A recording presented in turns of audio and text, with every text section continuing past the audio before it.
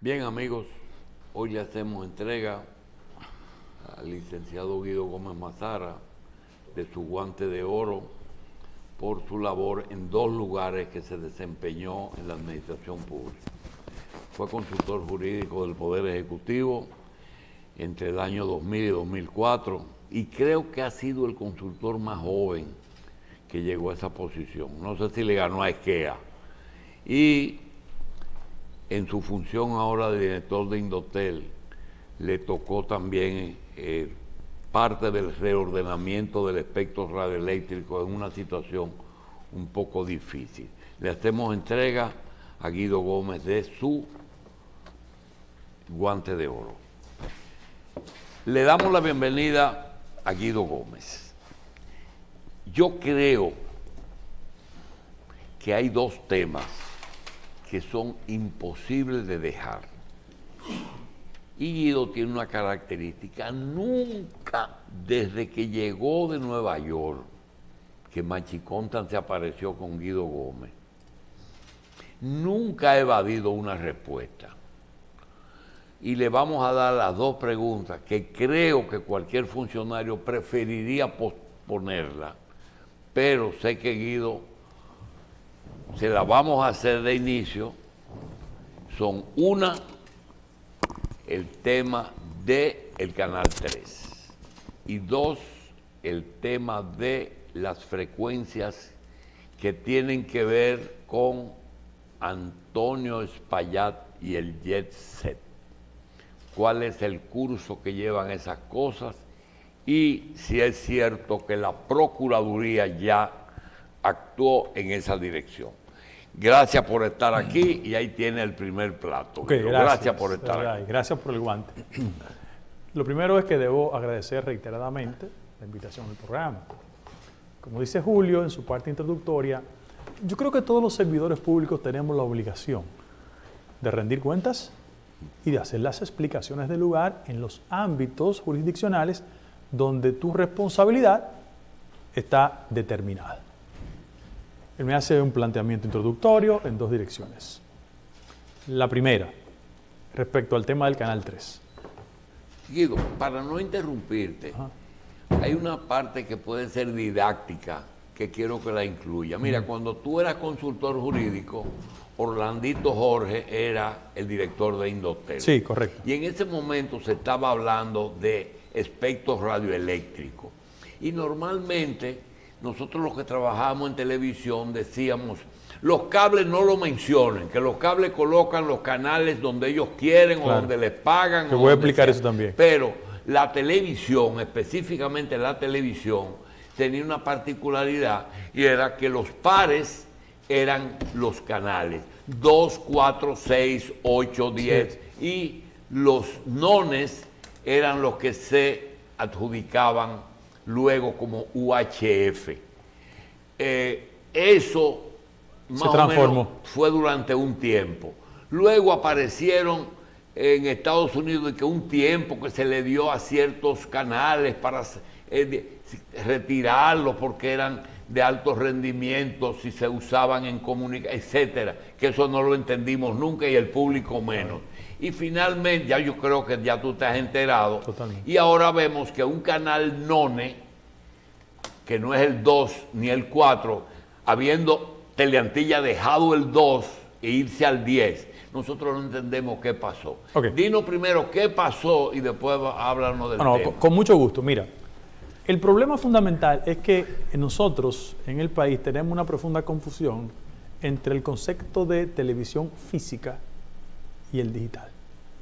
Ese es el primer componente que tenemos. Y hay una profunda confusión. Ahora, ¿qué pasa? Que el concepto de televisión terrestre digital, que es una iniciativa que comenzó en Europa y que evidentemente impactó en los Estados Unidos, tenía pendiente de ser ejecutada en la República Dominicana hace 14 años. No se había hecho. Argumentaciones, dilaciones, y en ese interregno el país estuvo en un limbo respecto a las características del modelo de televisión del siglo XXI. Y se enarboló un concepto: apagón analógico. Y hay otro que yo lo llamo encendido digital. ¿En qué consiste eso? Es que Con el concepto de televisión terrestre digital se procura, entre otras cosas, un ordenamiento del espectro, pero una calificación de lo que se llama high definition. Es la calidad, es lo que estamos viendo. Y frente a eso yo siempre evoco un recuerdo de lo que venimos de sectores populares. ¿Quién de nosotros frente a una televisión Hitachi o Toshiba manual no tenía que auxiliarse de los ganchos, de los pantalones y de la camisa para colocarlo como una antenita y garantizar una eficiencia en la imagen? Yo vengo, por ejemplo, de una generación donde en el Parque Eugenio María de Hostos existía, ¿tú sabes qué? Una televisión. Y la gente iba. ¿Y quién de los que veníamos de sectores populares no nos sentíamos hasta matizados por la envidia positiva cuando el muchachito de más posibilidad del barrio tenía la televisión y todos asistíamos ahí? La noción de televisión terrestre digital lo que quiere es decirle a los ciudadanos, en el siglo XXI no se queden rezagados. Porque en el caso de la República Dominicana, el Banco Interamericano de Desarrollo hizo un estudio y determinó que de 3.8 millones de familias, 900,000 necesitaban dar el salto tecnológico. Y en ese salto tecnológico viene el reordenamiento. ¿Por qué se reordena? Porque ya los esquemas tradicionales de nones y pares no se corresponden con el nuevo ordenamiento. Frente a eso. Que no era nones y pares, era brincar uno para no molestarse uno con otro. No, porque esa es la realidad. Muchas veces el espectro colindaba y afectaba la calidad del servicio. Entonces, cuando la gente dice, por ejemplo, Indotel te asignó un canal. No, déjeme explicar el procedimiento. Indotel administra el espectro. El espectro lo administra. Sin embargo, ¿qué hacemos nosotros? Que cuando Juan Pérez viene y nos solicita para el sistema de cable, ¿qué hacemos nosotros? Lo que le damos es una carta de no objeción. Porque al final de la jornada, la parrilla la tienen las prestadoras de servicio, no Indotel. Y yo oigo mucha gente diciendo, no, que Indotel te va a asignar un canal. No, tú haces la tramitación burocrática frente al administrador del espectro, que es Indotel. Pero al final de la jornada son las prestadoras que determinan eso. Lo que se está discutiendo, que Julio hizo la introducción. Estaba disponible. Sí, claro. Lo que se está discutiendo, y Julio hace la distinción, es lo siguiente. Que en estos años hemos estado conversando con los propietarios del sistema de televisión nacional para decirle, miren, aquí hay un programa, el que no se conecte desde el punto de vista de dar el salto digital, se va a quedar fuera del sistema. Porque tú sabes cuánto se ha invertido en términos de recursos. Repito, el Banco Interamericano de Desarrollo e Indotel, $20 billones. Hay que decirlo, dinero público y que hay una rendición de cuenta consistente al respecto. ¿Cuál es el argumento de algunas empresas del sector de la televisión? Que no han hecho la inversión del lugar y en ese sentido esa no inversión lo puede colocar en una situación de retraso. Doctor, esa inversión del lugar que tanto mencionan es, por ejemplo, que si yo era dueño del canal X, número tal, y yo tenía un transmisor análogo, yo tenía que botarlo y poner un transmisor digital. Correcto. Para que no ocupe menos espacio de ancho de banda a la hora de transmitir y dé más calidad. Eso es. Pero además, yo quiero decir lo siguiente. No todos los números convencionales existentes en la televisión, no quiero mencionar ningún número por razones obvias, puede caer en el mismo número en el ámbito de la televisión digital. Repito, no todos los números clásicos. Usted lo que me dice es que yo puedo tener un canal en el 20 y caerme en el 8 en el digital. Correctamente. La mayoría de los titulares de esos viejos números quieren digitalmente. Usted menciona a veces el canal real y el virtual. Correctamente. Por ejemplo, Teleradio América, vamos a poner un nombre, 12 y 45. ¿Tú ves? Entonces, la gente va a tener una idea muy clara. ¿Por qué? Porque la mayoría de las personas que tienen una titularidad hace 20 o 30 años, que dicen, no, si yo tengo 20 años con este canal, lo lógico es que yo vaya al digital. Pero no necesariamente es así y tiene un carácter de compatibilidad. Julio presenta de manera inicial un tema sobre un canal. ¿Qué hace Indotel? Registra el espectro. Y tiene en sus oficinas toda la información que caracterizó operaciones que son motivo de discusión. ¿Cuál ha sido el problema del Canal 3? Es que la jurisdicción que está conociendo eso no es Indotel, es el Tribunal Superior Administrativo. Y Pero que eso estaba en Indotel y una de las instancias de las dos decidió que no fuese Indotel que decidiera, sino el Tribunal Superior Administrativo. Como hay precedentes de algunas empresas en el país que cuando tienen inconformidad con una decisión recurren a la justicia ordinaria. ¿Qué hicimos nosotros? No, Guido, por mandato del Consejo del Indotel. Decidimos mantener un silencio institucional hasta que decide el Tribunal Superior Administrativo. Una vez decidido el Tribunal Superior Administrativo, nosotros mediante resolución, que es así que actúa un órgano colegiado, vamos a establecer clara y precisamente quién es el titular. Eso es lo que estamos. Nosotros no podemos hacer otra cosa. ¿Por qué? Porque si hago un comentario de cualquier naturaleza, ¿qué va a pasar? Van a decir que Guido está con A, con B o con C. ¿Por qué?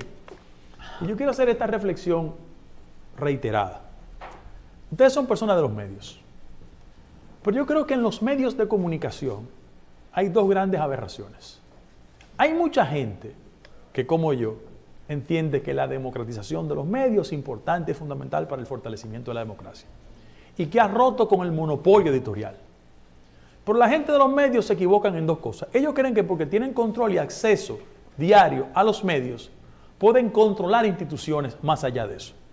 Y porque la presión mediática tiene un impacto, entienden que las consecuencias jurídicas van a ser favorables. Miren, Julito ha sido testigo de lo que voy a decir. Nene Ureña no tenía un periódico. ¿Qué le pasó? Siglo no era. Sí, ¿qué le pasó? Vino un resultado jurídico desfavorable. Leonel Almonte no tenía televisión y periódico. ¿Qué le pasó? Desfavorable. Ramoncito Báez no lo tenía todo. Resultado, desfavorable. Arturo Pellerano no lo tenía todo. Resultado desfavorable. Doy eso como precedente para que ustedes vean que no es verdad que ustedes tienen el monopolio de la verdad. Uno. Dos. El gran desafío ahora, ¿verdad? Las redes sociales. Mira, por el concepto de plataforma, que es el que más nos atañe, que ha sido motivo de discusión, el 10% de los internautas acceden con mayor frecuencia a las plataformas. El 10%. Eso está medido. Ahora, ¿cuál es el problema? Que sobre el 55% la información que sale es fake, falsa. ¿Cuánto? Sobre el 60%. Es falsa. Falsa. Pero en segundo lugar, el 77% de los internautas retuitean cosas sin leer el contenido. Entonces estamos frente a un proceso, y aquí nosotros trajimos a una figura icónica del debate, Juan Luis Cebrián, director del periódico El País, una figura de todas.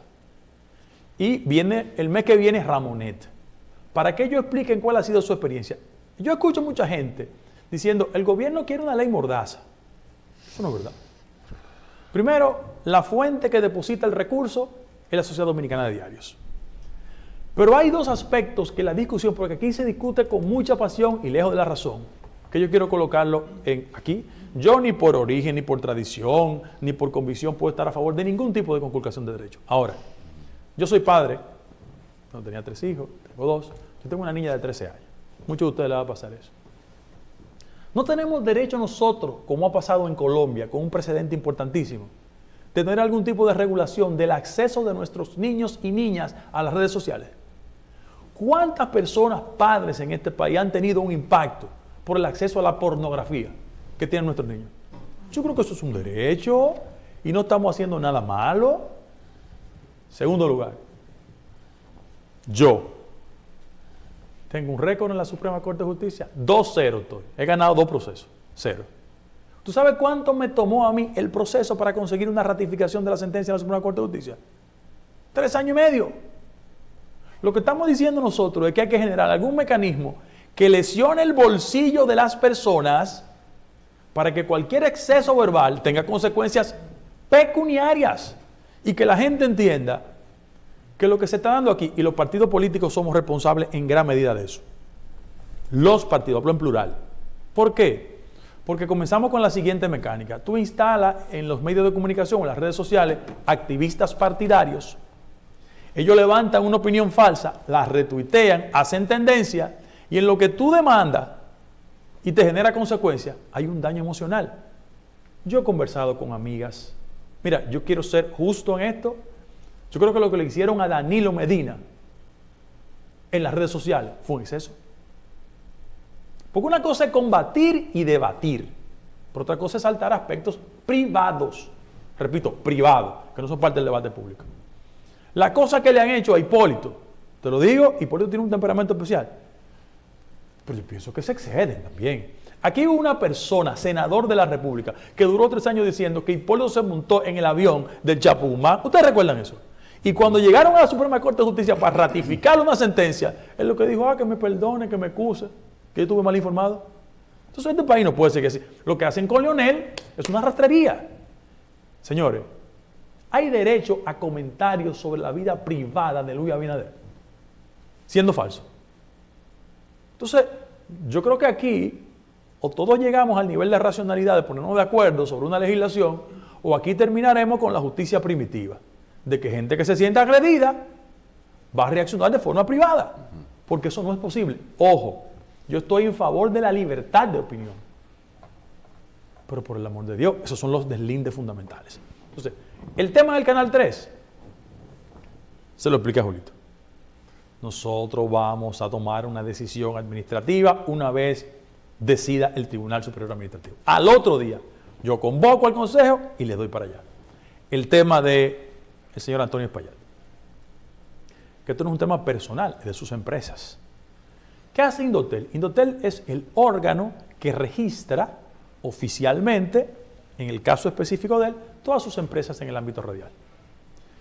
Él es de los líderes de las empresas radiales en la República Dominicana. Las frecuencias son del Estado, ¿verdad? Sí, sí, nosotros somos todos titulares, ellos la administran mediante un proceso. Ahora, evidentemente yo debo dar la información que Julito pregunta. Después de la tragedia del Jet Set, es evidente, nosotros recibimos una carta del magistrado Camacho y de doña Jenny en el interés de que Indotel no ampara ningún tipo de transacción respecto de la situación que pasó en Jet Set. Es decir, la empresa como tal está siendo sujeta a una investigación por el Ministerio Público y el Ministerio Público no quiere que opere ningún tipo de transacción respecto a la transformación de la estructura societaria hasta que no se termine la investigación. Lo que he visto en los periódicos es que hay una investigación casi concluida, que se va a entregar esta semana, y después de eso Indotel va a tomar una postura al respecto. Pero eso es lo que hemos recibido de Procuraduría. Bien, el proceso, ya que usted inició hablando del proceso del Canal 3 y del apagón analógico, ¿cómo sigue? ¿Entregaron las cajitas a 600,000 de los 900,000? ¿Cuándo se entregarán las otras 300? Y ya no el tema de las cajitas, el tema de cómo va el proceso a nivel de todas las empresas que deben de reordenarse y cambiar todos sus equipos en este proceso. Mira, está resuelto el tema del Este y del Gran Santo Domingo. En las cajitas. Son convertidores, la gente le dice cajitas, pero son convertidores. Eso es lo que le dice la gente, son cajitas. Entonces, el este del país está resuelto.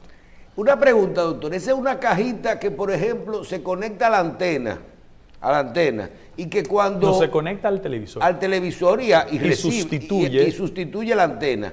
Okay. Y cuando tú recibes ahí algo, por ejemplo, en el canal tal, a lo mejor el televisor lo recibe en otro canal.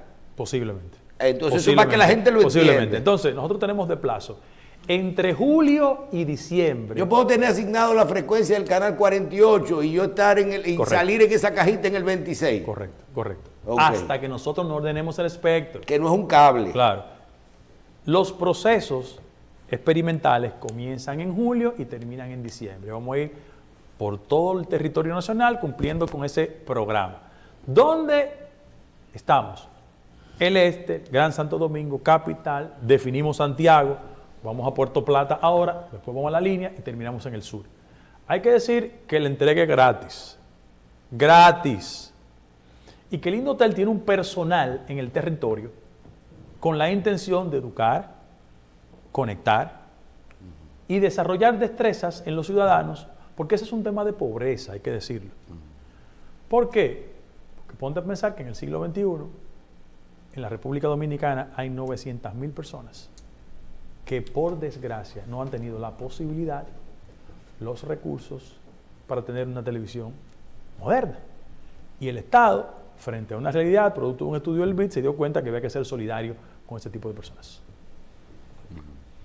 Bien, en el caso de ahora vi un programa nuevo, Soberanía 4.0, que ustedes lanzaron el día 3 de este mes, que ya está a nivel nacional. ¿En qué consiste Soberanía 4.0 desde el punto de vista de la participación de Indotel? En los últimos 30 años, todo el que se mueve en el área fronteriza hacia la línea o hacia el sur tiene el grave problema de las interferencias. Eso lo sabe todo el mundo en este país. Sí, pero ahí incluye lo siguiente. Interferencia porque son dos naciones y por el aire no se puede poner una pared. Depende de la potencia. Pero hay otra cosa. Hay también en esa zona, Guido, unas frecuencias que fueron autorizadas a políticos. Ah, sí. Que, por ejemplo, tú te vas y muchos senadores, muchos diputados le dieron frecuencias locales que a veces se metían en provincias aledañas. Ustedes no han tocado eso. Sí, sí, lo tocamos. Yo lo voy a explicar, mira. Y tienen que ver un poco también con los fronterizos. Sí, sí, sí. Lo que pasa es que la sociedad dominicana ha sido tomada por un criterio de partidarización de todas las decisiones del espectro público. Entonces, los clásicos caciques regionales y provinciales querían ser figuras políticas fundamentales, pero los dueños del cable local y de las emisoras locales. Ah, ya. Ese fue el problema. Nosotros hemos cerrado 18. Y te admito que me han llamado de todos los partidos, de todos los colores y de todos los sabores. Y yo le digo la misma respuesta. Está ilegal y está cerrada. Ahora, ¿qué pasa con el tema fronterizo? Es una tragedia. Los últimos gobiernos solo han invertido de su presupuesto publicitario el 5% en esa zona. ¿Cuál es el inconveniente? Que yo pienso en la emisora de Galván, o en la de Duvergé, o en la de Partido de Jabón. Son emisoras que su potencia es muy frágil porque no han hecho la inversión del lugar. No tienen presupuesto y no tienen recursos. Entonces, ¿qué hizo Indotel? Vamos a generar los recursos para hacer rentables las operaciones. Ahora, a cambio de eso dictamos una resolución mediante la cual se habilita el incremento de la potencia. Porque si la situación haitiana estuviera en otras condiciones, yo podría establecer un vínculo de comunicación con la contraparte de Indotel en Haití. Pero yo no quiero ofender a nadie, pero ¿con quién puedo hablar? La situación de Haití está en una turbación institucional. Entonces, frente a eso, ¿qué decidimos? Expandir el radio y potencia de la voz de la Fuerza Armada, que juega un rol importantísimo de orientación. ¿Con quién nos salíamos? Con Adora, que es el órgano que nos dijo, miren, las emisoras, las cuñas cuestan tanto, para tercerizarlo y que no nos digan a nosotros que nos estamos manejando con eso. En ese mismo orden, y me quito el sombrero, Radio Santa María, que tiene 58 años educando a la gente. Yo pienso en el que produce plátano en Tamayo, que se va a las 6 de la mañana a trabajar, llega a las 5 de la tarde, pero Radio Santa María lo alfabetiza. Es una labor de carácter social, que es lo que yo creo. Sí, pero te metiste ahí en las frecuencias que son más discutidas. Radio Santa María, Canal 53, La Voz de las Fuerzas Armadas, una emisora que tiene educación, los dos canales del Canal 4, el 4, el 5, el 15, el 13. La campaña es más que todo radio. Es radial. Acuérdate que la campaña es radial. Radio. La campaña es radial. Es radial. ¿Por qué? Porque el estudio que financió Indotel se determinó que el 62% de las personas que viven en esa zona aspiran a que las emisiones radiales sean dominicanas. ¿Qué hicimos? Iván Gatón, que ustedes lo conocen perfectamente, es la persona responsable de generar las cápsulas educativas. Para que el muchacho de cualquier punto fronterizo sepa o recuerde que fue la guerra de restauración, el rol de Duarte, la importancia que ha tenido en la República Dominicana la discusión sobre el artículo 210 de la Constitución, el impacto que tuvo el Partido Liberal, entonces el Partido Azul, ese tipo de cosas. Pero además, yo creo que ha llegado el momento de que nosotros en la República Dominicana conozcamos cómo piensan los intelectuales haitianos respecto al tema dominicano. Y en la frontera tenemos que hacer una labor. Yo quisiera que los muchachos ¿Y jóvenes... tienen poder los intelectuales haitianos? Yo creo que desde hace muchos años han sido la correa de transmisión de un pensamiento respecto al caso de la República Dominicana. Léanse un texto, yo lo repito, Jan Price Smart. El primer debate de carácter intelectual en la República Dominicana respecto al caso haitiano y dominicano fue una especie de confrontación entre Manuel Arturo Peñavalle y Jan Price Smart. Y Jan Price Smart desarrolla una tesis importantísima sobre la confrontación histórica entre mulatos y negros en Haití, que hay una confrontación seria. Él le llamó el síndrome del bovarismo. Entonces toda esa producción de contenido para trabajar con todo lo que es la soberanía dominicana es una parte de este programa. La otra es la difusión de todo esto, no solo a nivel nacional, porque todo el país hay una campaña a nivel nacional con todo esto, sino a nivel de promover todas esas emisoras y tratar de que ellos puedan tener mejores equipos, tener financiamiento y generar, y los medios locales también. Y generar, va a ser concentrado en los medios locales, pero generar en coordinación con el Ministerio de Cultura y Educación todas unas competencias interprovinciales de personas de muchísimo talento que tienen la capacidad. Por ejemplo, hacia la línea, ellos prefieren la música típica. Música típica. Yo tuve la oportunidad de conocer a Francisco Ulloa, sabía quién era, ¿verdad? Todo un ícono de la música típica. Entonces, ellos me dicen que hay muchos jóvenes con destrezas que lo único que hay que dar una oportunidad, ahora no tienen para el acordeón. Porque las escuelas de formación y las bandas de los pueblos, salvo reconocidas excepciones, han ido desapareciendo. Indotel los va a ayudar con eso. Otro tema. Hacia el sur, yo prefiero la bachata. Entonces, ¿qué han hecho el maestro Ramón Orlando y don Pochi Familia? Lo que han hecho es que han generado 2 autobuses que son estudios de grabación móviles para generar competencia entre todas las provincias entre sí, por etcétera. Yo conversé con otra figura icónica que es Anthony Santos. Y él me explicó cuál fue su origen, cómo él comienza a desarrollarse y el impacto que ha tenido como figura universal. Yo lo doy como referencia. Miren, este país hay mucha gente que tiene talento, que lo único que necesita es una oportunidad. Y nosotros lo estamos haciendo con el mensaje de dominicanización de la frontera por un lado y abriendo las compuertas. Hay una artista que se llama Adele. Sí, Adele. Inglesa, la figura. Bueno, el violinista es un dominicano del sur que tuvo la oportunidad, ¿verdad? Vino al conservatorio, se ganó una beca en Berkeley y es el violinista. Yo, por ejemplo, hago mucho con los amigos venezolanos. Ellos juran y perjuran que una figura icónica de la música popular venezolana, Billo Frometa, es venezolano, no, era dominicano, ¿verdad? Por ejemplo, Johnny Pacheco.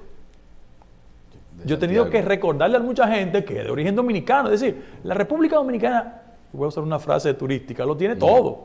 Lo que pasa es que hay que crear las condiciones. En este caso, Indotel va a ser la inversión de recursos y va a tener a su disponibilidad todas las herramientas para que la frontera tenga emisiones y emisoras que piensen en la dominicanidad.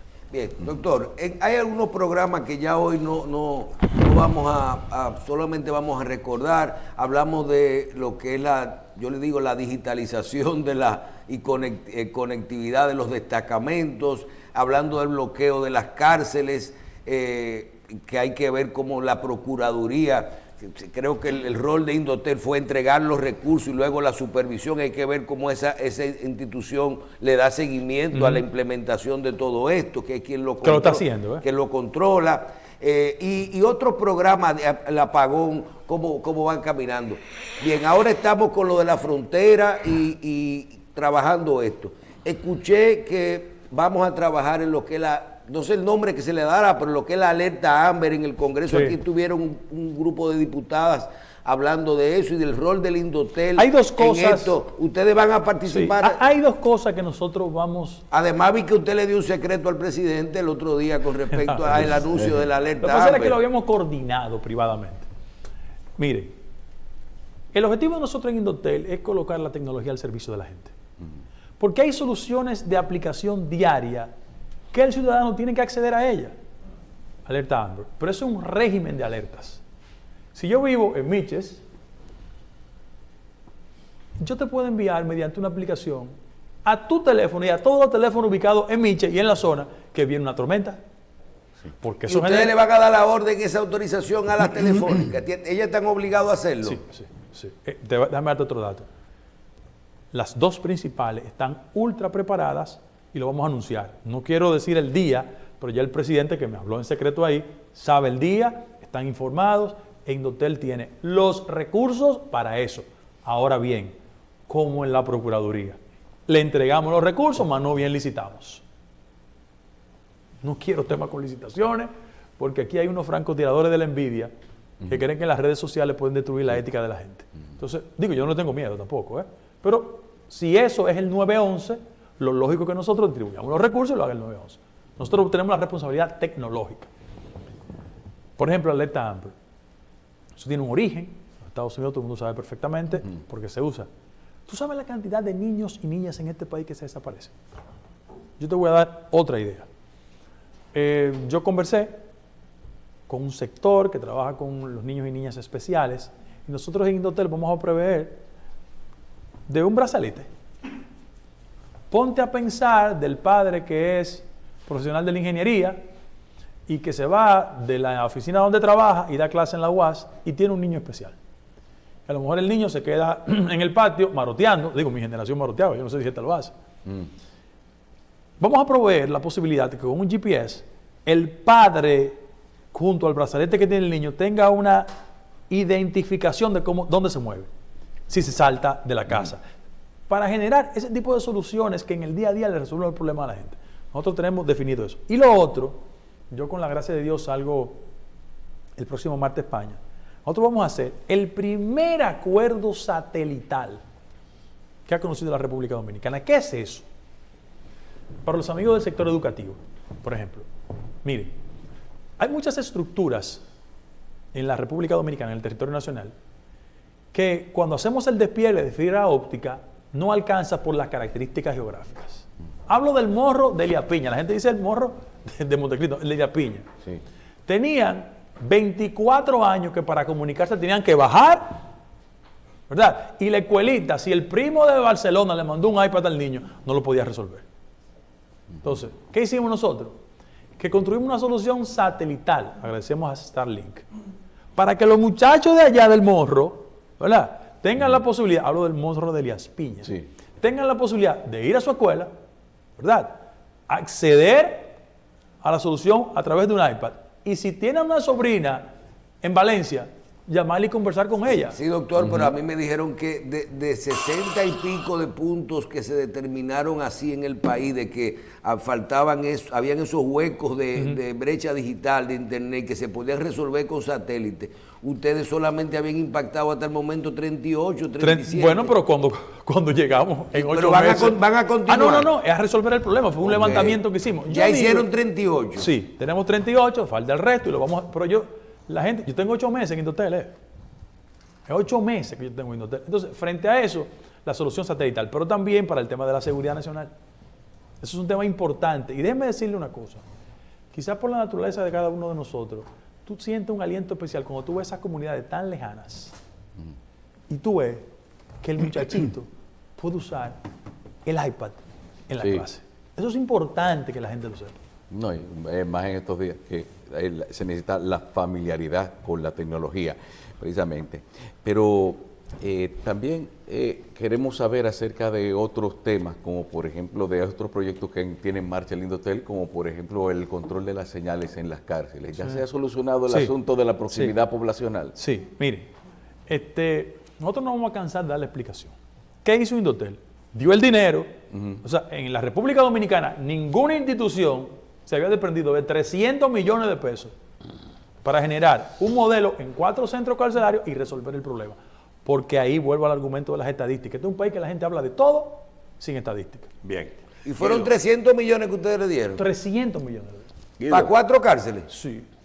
Guido, mira, en el año 86-87, tú ingresaste al país, viniste al PRD, trabajaste juntos, recuerdo, con Milagro al principio. los políticos no aspiran a ser mecanógrafos de las oficinas, aspiran a dirigir los países. Viviste la época de Balaguer, viviste la época del PLD y parte del PRD.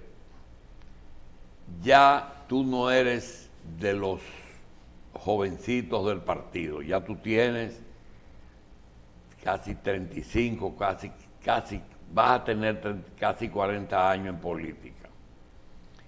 Pregunta, y no, por favor, te ruego que no me contestes que es muy temprano, que faltan 1000 días. Tú tienes en la cabeza la posibilidad de que algún día tú armes o te armen una candidatura presidencial. Ok, mire, yo de ti he aprendido, entre otras cosas, a hacer algunos paralelismos argumentales. Te lo voy a responder así mismo. ¿Paralelismo? Argumentales. Tú eres bueno haciendo esos paralelismos. ¿Qué vaina es esa? Mira, Jacobo Zabludovsky era un periodista influyente en México. Sí, Jacobo Zabludovsky. Y una vez invitaron a Juan Gabriel a su programa. Y él le preguntó sobre la orientación sexual de Juan Gabriel. Y Juan Gabriel, en un tono sarcástico, le dijo, lo que está a la vista no necesita espejuelo. Creo que te respondí. Lo que está a la Pero vista no se pregunta. como Eclesiastés, Gracie, Sí. desenreda esa tripa. Que lo que está a la vista no se pregunta porque se ve, se Se nota. explica por pero sí mismo. además, La semiótica está lo ahí, que que hay se que, ve. exacto, lo que hay que reconocer es que uno no puede hacer una aspiración tan importante como la presidencia de la República incumpliendo con los plazos de legalidad. Yo quiero decir eso. Un hombre o una mujer que aspira a la primera magistratura de la nación tiene que dar manifestaciones de respeto a la legalidad. Los plazos de legalidad están consignados en la ley. Primero el partido, después la candidatura presidencial. Y yo todavía no conozco el primer político que se haya hecho en un microondas y llega a la presidencia de la República. Yo tampoco conozco el primer político que la sociedad no le perciba sus ideas fundamentales y reciba el endoso público. Tú puedes tener cualquier tipo de discrepancia respecto de mí. Y te estoy respondiendo en primera persona porque tú me lo preguntas. Sí, pero yo no. Pero la gente sabe que yo tengo y me he humildemente preparado para que los temas fundamentales de la nación yo tenga una interpretación. Sí, pero yo no puedo verte, por más esfuerzo que haga, porque acuérdate que yo no me puedo excusar todos los días, yo tengo que venir aquí. Yo no puedo verte a ti en la misma forma que yo veo, que por cierto hoy es el día de los archivos, que el director general del Archivo General de la Nación. Amigo mío, que Roberto es una Casá, estrella. una superestrella, Roberto Casá, una superestrella. ¿Cómo es? Roberto Casá. Roberto Una Casá, superestrella. pero yo sé que Roberto no está en eso. Lo que quiere es mejorar esto hasta llevarlo como lo ha llevado Excelente. hasta hoy, pero no vemos a todos los funcionarios igual, ¿verdad? Claro, pero yo te agradezco que en el trasfondo de tu corazón tú quieres que la República Dominicana ocupe la presidencia de la República, una persona que sea inteligente, que talentosa, las bien personas formada. que conocen hoy tú sabes lo que es una consultoría jurídica en la época tuya. Julito, tú te Pinchando imaginas- un juego con Hipólito Mejía, eso no era fácil. Eso, óyeme, es un posgrado que tú hiciste además de un cargo. Julito, ¿tú te imaginas un debate hacia la candidatura del 28 entre el Entre presidente, tú y Leonel. entre el presidente Fernández y yo? O entre el candidato que va a poner el PLD, que es Francisco Javier. Pero eso lo digo todos los días. No, con Francisco Javier yo no lo vi. No, pero lo van a poner de candidato, no importa. Y yo pienso que Es más, sería- hasta con Omar me la imagino. Hasta con Omar me la imagino. Sí, yo lo tengo una que pregunta. pasa es que hay políticos, no hablo solo Me de da, mi- me da- so- me no da hablo- la sensación de que no. tú estás dando gabela. no, tranquilo, no hay que desesperarse. Gracie. Doctor, para aprovechar su grado académico y con ese dato que usted dio de que el 60% de las informaciones en las redes sociales son falsas, me gustaría saber, en el ánimo de crear una ciudadanía digital responsable, que usted nos explique qué es una noticia falsa, qué es la posverdad y cómo ese ciudadano puede identificar y hacer un uso responsable de las redes. El primer desafío de una autoridad es garantizar el uso responsable de las redes. No solo en lo concerniente al tema de las informaciones falsas, sino que las redes tienen que ser un instrumento de educación, de formación y de solución de los problemas fundamentales del país. Lo que pasa es que el concepto de posverdad se ha constituido como una industria de lo falso. Y por vía de consecuencia, tú sientes que en las redes sociales hay una expresión de posicionamiento respecto a múltiples temas de la vida nacional. Yo te voy a poner un ejemplo, un solo, que escapa a la realidad dominicana. La confrontación entre Estados Unidos y China se expresa de múltiples maneras, pero los componentes tecnológicos se ponen de manifiesto en primer orden. ¿Tú sabes por qué? Porque hay un país que tiene la intención de mantener su espíritu hegemónico en este entorno y hay una potencia que le compite que de una forma u otra le afecta las zonas que ellos consideran que tienen un mayor control. Vean las redes sociales las características de la confrontación entre China y Estados Unidos. Te doy un ejemplo así. Otro. América Latina se levantó impactado, creo que en el mundo, con un intento lamentable de asesinar a un líder político colombiano. Miren las redes internacionales. Es una intención claramente de un sector político sindicar a otro respecto a ese acontecimiento. Las redes constituyen el escenario del gran debate mundial y por vía de consecuencia hay que hacer un uso inteligente de ello. Eso comienza con un tema educativo, que es lo que yo creo. Y en el caso específico de nosotros, yo quiero reiterar que hay que promover algún tipo de legislación, no que conculque ni que restrinja, sino que golpee el bolsillo de la gente, para que la gente sepa cuáles son las implicaciones, porque el ordenamiento legal actual es un ordenamiento obsoleto, que no permite una respuesta rápida respecto de más allá de decir, excúsame, yo soy un experto en y excúsame, y me mandan cartas y me dicen, yo lo siento. Y yo no ando por la vida con una mochila de resentimiento, pero yo sí creo que las redes sociales constituyen una responsabilidad de todo. Yo soy padre, yo quiero que mi hija, hasta que no alcance la mayoría de edad, yo tener un control del acceso a la pornografía de ella. Esas son de las cosas de las redes. Guido, gracias. Gracias a ustedes.